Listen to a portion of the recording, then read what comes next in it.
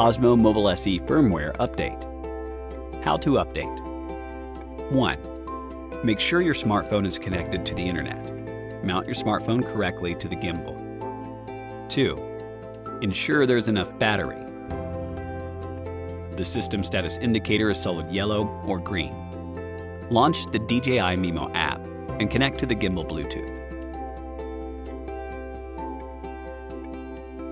3.